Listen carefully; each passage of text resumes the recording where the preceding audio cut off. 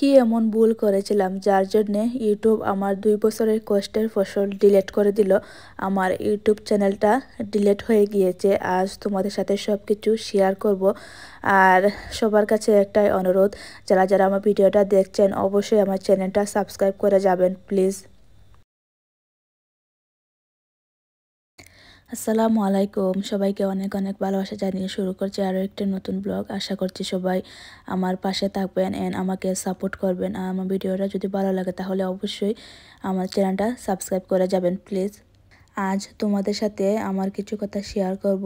Please সবাই একটু সময় বের করে হলেও আমার ভিডিওটা পুরোটা দেখা যাবেন প্লিজ। তোমরা থাম্বনেল দেখেই বুঝতে পেরেছো যে আমার আগের একটা চ্যানেল ছিল, সেই চ্যানেলটা ডিলিট হয়ে গিয়েছে। আর সেই বিষয়ে আজ তোমাদের সাথে কথা বলতে আসছি। এখন মোট ঘটনাটা তোমাদের সাথে শেয়ার করি। 22 তারিখ আমি এই রাত 10টার সময় গাড়িতে উঠেছি এই সিলেট থেকে ঢাকা যাওয়ার উদ্দেশ্যে। তারপরে ঢাকা থেকে আমার স্পেনের ফ্লাইট। সো আমি অর্ধেক পথে গিয়ে আমি ওয়াইট স্ট্রিটের মধ্যে ঢুকেছি, তখন দেখি যে আমার ইউটিউব চ্যানেলটা ডিলিট। আমি কোনোভাবে ঢুকতে পারছিলাম না। আমি প্রথমে ভেবেছিলাম হয়তো কেউ আমার চ্যানেলটা হ্যাক করে নিয়েছে।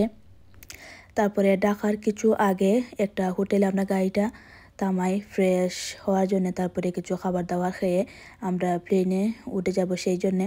তখন আমার হাজব্যান্ড আমাকে জিজ্ঞেস করছিলেন কী খাবো, কিন্তু আমি কিছুই খাইনি। আমার মনটা এত খারাপ হয়ে গিয়েছে, আমার মানে খাবার গলা দিয়ে নামছিলই না।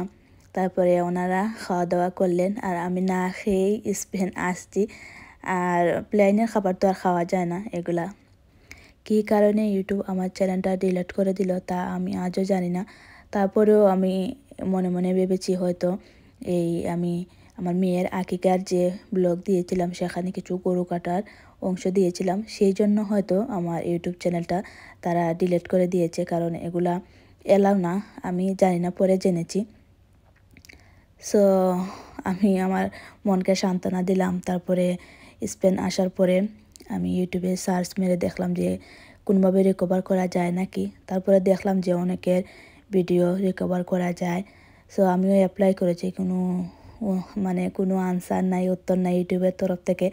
তারপর ভাবলাম যে এই চ্যানেলটা আর রিকভার হবে না, আমি নতুন করে আবার শুরু করি।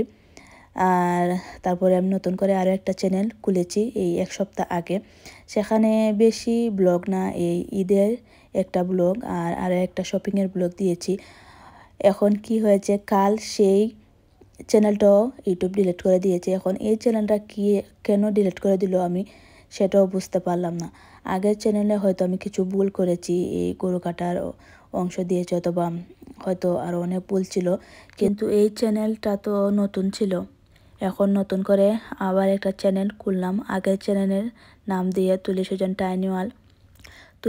টাইনি ওয়ার্ল্ড চ্যানেলটার জন্য আমার এখনও মনে হলে কান্না পায়। এত কষ্ট পেয়েছি, 2টা বছর আমি অনেক কষ্ট করেছি সেই চ্যানেলের জন্যে।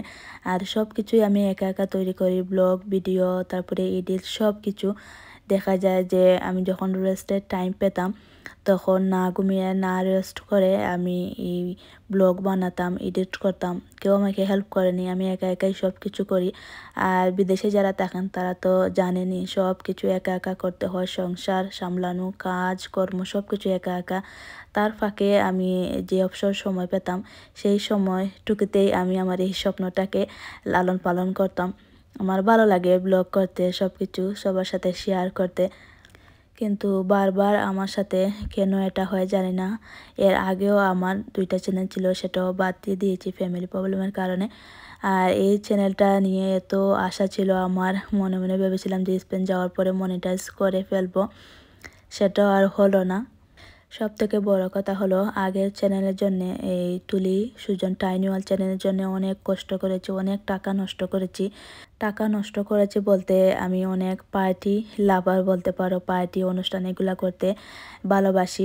দেখা যায় যে যদি আমি ব্লগ না করতাম তাহলে বাসার যে জিনিসপত্র ছিল সেগুলো দিয়ে করলে হতো, কিন্তু জাস্ট ব্লগ করার কারণে, ব্লগটাকে আরও একটু সুন্দর করার কারণে আমি অনেক জিনিস কিনে আনতাম যাতে ব্লগটা অনেক সুন্দর হয়। সব কিছুই আমার পানির মধ্যে গেল, কি আর বলবো। আমি এতদিন ভেবেছি হয়তো এটা আমার সাথেই হচ্ছে, জানি না কেন, কিন্তু আজ আমি দেখলাম যে আমার অনেক দিনের আগের পুরনো ফ্রেন্ড ওনার আইডিটা খুঁজে পেয়েছি। তারপরে ওনাদের ওখানে গিয়ে দেখলাম যে ওনাদেরও ইউটিউব এই যে আগের চ্যানেলটা ডিলিট করে দিয়েছে, এরকম আরও অনেকের। তারপরে ওনারাও নতুন করে শুরু করেছেন, তাই আমিও আবার নতুন করে শুরু করলাম। আর আশা করছি সবাই আমার পাশে থাকবেন, আমার চ্যানেলটা সাবস্ক্রাইব করবেন। আর তোমাদের একটা সাবস্ক্রাইব হয়তো তোমাদের কাছে কিছুই না, কিন্তু আমার কাছে অনেক মূল্যবান। প্লিজ সবাই আমার এই উপকারটা করে যাবেন। সবথেকে বেশি কষ্ট পেয়েছি এই কারণে, আগের চ্যানেলে আমার অনেক স্মৃতি, অনেক ভালোবাসার মুহূর্ত, আমার মেয়ের বার্থডে ব্লগ, আমার অ্যানিভার্সারি ব্লগ, এগুলোর জন্য আসলে মনটা অনেক খারাপ হয়ে যায় যে এই স্মৃতিগুলো আমি আর ফেরত পাবো না। আর আমার কাছেও এই ব্লগগুলা নাই, আমি ইউটিউবে আপলোড দেওয়ার পরে সেগুলো ডিলিট করে দিই, কারণ এত ভিডিও তো আর ফোনের মধ্যে রাখা যায় না, মেমোরি ফুল হয়ে যায়। আর আমি যদি জানতাম যে এই অবস্থা হবে, ইউটিউব আমার চ্যানেলটা ডিলিট করে দিবে, তাহলে আমি পার্সোনালি আমার মোবাইলে সেভ করে রাখতাম, কখনো ডিলিট দিতাম না। তারপরে বাংলাদেশে যে গিয়েছিলাম, অনেক অনেক স্মৃতি আমার সেই চ্যানেলে ছিল, সব কিছু ডিলিট হয়ে গেল। তারপরে আমার ননদের বিয়ের এই ভিডিও, অনেক স্মৃতি আমি ব্লগে দেওয়ার পরে সব কিছু ডিলিট করে দিয়েছি। ভেবেছিলাম এত ভিডিও ফোনে রাখার কি দরকার, ব্লগ তো রয়েছে, যখন দেখার ইচ্ছা হবে ব্লগেই দেখে নেব। আর আমি একটা কথা মন থেকে বিশ্বাস করি, আল্লাহ যা করেন ভালোর জন্য করেন, হয়তো এর মতো কিছু ভালো রয়েছে সেই জন্যে। আমি 23 তারিখ স্পেন চলে আসছি, কিন্তু আসার আগে যে ভিডিওগুলো আমার কাছে ছিল, আমি যে ব্লগগুলো তৈরি করেছিলাম, সেই সব ব্লগ আমি এক এক করে তোমাদের সাথে শেয়ার করব ধারাবাহিকভাবে, যাতে তোমরা বুঝতে পারো। আরও একটা কথা তোমাদের সাথে শেয়ার করি, কাল হঠাৎ ইউটিউবে একজন ভাইয়ার ভিডিও আমার সামনে আসে যে স্ট্রাইক ছাড়া ইউটিউব চ্যানেল ডিলিট হয়ে যায় কেন। তারপরে আমি সেটা ক্লিক করে দেখলাম, ওনার কথাগুলো আমার এত ভালো লেগেছে। আর আমি আমার প্রশ্নের উত্তর পেয়ে গিয়েছি যে কেন ইউটিউব আমার চ্যানেলটা ডিলিট করে দিল। যাদের কিনা আমার মতো ইউটিউব চ্যানেল ডিলিট হয়ে গিয়েছে কিন্তু জানে না কী কারণে ইউটিউব চ্যানেলটা ডিলিট করে দিয়েছে, তাদেরকে বলি, আমি প্রথমে ভেবেছিলাম হয়তো গরু কাটার ভিডিও দিয়েছি সেই জন্যে ইউটিউব আমার চ্যানেল ডিলিট করে দিয়েছে। বাট এখন বুঝতে পারছি, আমি যে ব্যাকগ্রাউন্ড মিউজিক অ্যাড করি, মানে ভয়েসের পাশাপাশি যে ব্যাকগ্রাউন্ড মিউজিক সবাই অ্যাড করেন, সো আমিও দিয়েছিলাম অনেক আগের ভিডিওতে, যেমন 6 মাস 7 মাস আগের ভিডিওতে দিয়েছিলাম। আর ইদানিং আমি আর ব্যাকগ্রাউন্ড মিউজিক অ্যাড করি না। এখন কি হয়েছে, ইদানিং দেখলাম যে আমার এই আগের যে ভিডিওগুলো ছিল ব্লগ, সেগুলাতে যে ব্যাকগ্রাউন্ড মিউজিক অ্যাড করেছিলাম, সেগুলা প্রায় সবগুলা ভিডিওর মধ্যে আমার কপিরাইট আসছে। আমি আর এত গুরুত্ব দিইনি, ভাবছি যে এই ঠিক হয়ে যাবে, আমি আর ভিডিও ডিলিট করিনি। কিন্তু এখন আমি বুঝতে পারছি, এই ভাইয়ার কথা শুনে উনি বললেন যে 1 মাসের ভিতরে যদি 3টা কপিরাইট এই স্ট্রিক আসে, তাহলে নাকি ইউটিউব চ্যানেলটা ডিলিট হয়ে যায়। এখন আমার মাথার মধ্যে আসছে যে তাহলে তো ঠিকই আছে, ইদানিং একসাথে আমার প্রায় 4টা 5টা ভিডিওর মধ্যে কপিরাইট আসছে, জাস্ট এই ব্যাকগ্রাউন্ড মিউজিক অ্যাড করেছি সেই জন্যে।